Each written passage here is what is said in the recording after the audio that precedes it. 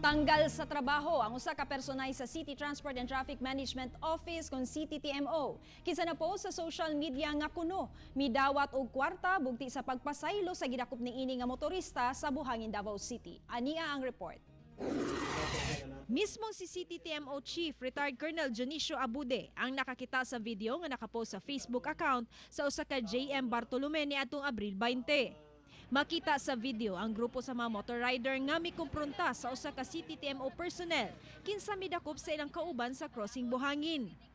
Apan inay tikitan, gipasakay sa mga personahe ang iyang gidakop ug gidala sa Jade Valley. Sigun sa video nga reckless driving ang violation sa maong lalaking motor rider.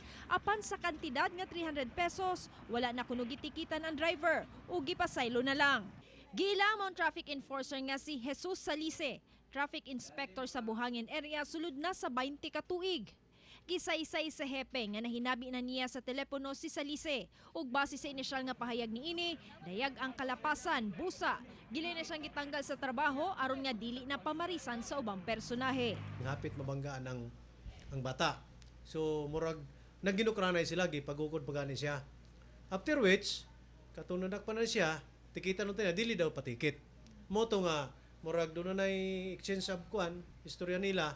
Moto nga niadto na sila sa Jade Valley kay dili siya gusto nga makuan. Niyang kundahin siya nga nahitabog ito tungod kay nihangyo po tong driver. Giuli na sa maong CTTMO personnel ang iyang motorsiklo, radyo ug uniforme. Hinuon, mamahimo pa kining mopatimaw silang buhatan ug galing buot niini mo sumite sa iyang written explanation.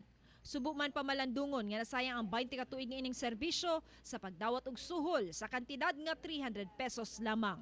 Pila lang ka minuto na daot ang ilang 20 years in service nila. So sayang kayo. Ang ako pong tanaw diha nga walang takabalo in previous nga doon na yung mga panghitabong nga. Kauban si Jojo Solarte sa kamera. Ako si Sheila Vergara Rubio para sa One Mindanao.